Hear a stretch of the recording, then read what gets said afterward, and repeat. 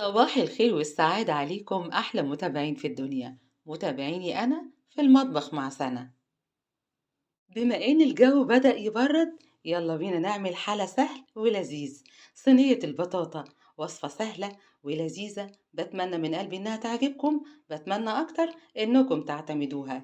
يلا نسمي الله ونبدأ مع بعض. أول حاجة ده كيلو من البطاطا.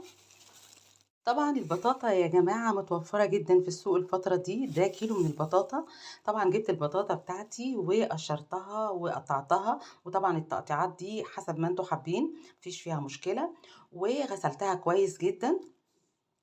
بعد كده هنزل على كيلو البطاطا بتاعي بكوباية من السكر، كوباية كاملة من السكر. وعايزة اقول لكم يا جماعة برضو السكر حسب الرغبة.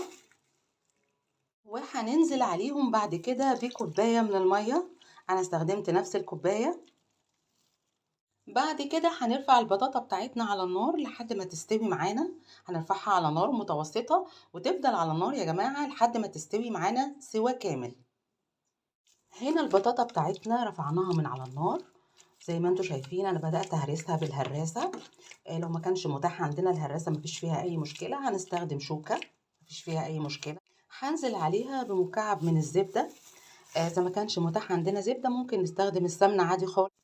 طبعا بما ان البطاطا معانا لسه سخنة، فالزبدة بتاعتنا هتدوب بسرعة جدا معانا، مش هتاخد مننا مجهود يعني. بعد كده هننزل بنص كوباية من الحليب. وفي المرحلة دي وقبل ما نقلب تاني من جديد هننزل بمعلقة صغيرة من فانيليا البرتقال. انا بستخدم فانيليا البرتقال من دريم، بجد بتدي البطاطا بتاعتنا طعم حلو جدا، ميكس كده ما بين البرتقال والبطاطا، بجد بيبقى طعم حلو قوي. وهنبتدي نقلب تاني من جديد. طبعا احنا في المرحلة دي بندوق البطاطا بتاعتنا ونشوف هل محتاجة سكر او لا. بصراحة هي مظبوطة جدا مش محتاجة سكر خالص. في المرحلة دي لو لقيتيها محتاجة سكر طبعا بتزودي سكر. يفضل ان احنا طبعا ندوبه مع الحليب، وممكن كمان نضيف عسل مفيش فيها اي مشكلة. لكن زي ما بقول لكم هي كده مظبوطة جدا معانا. وكده البطاطا بتاعتنا بقت جاهزة. نزلت بالبطاطا بتاعتي في الصينية زي ما انتوا شايفين كده، وهوزعها في الصينية بتاعتي وهسويها كويس. عندي بقى القشطة بتاعتي اللي أنا باشيلها من على وش الحليب، دايما باشيلها كده في الفريزر. هنزل بيها على وش الصينية بتاعتنا وأوزعها.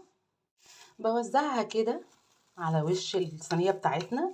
ممكن تعملوها في طواجن لو حابين تعملوها في طواجن. وطبعا الفرن بتاعنا شغال على درجة حرارة 180. هنحطها على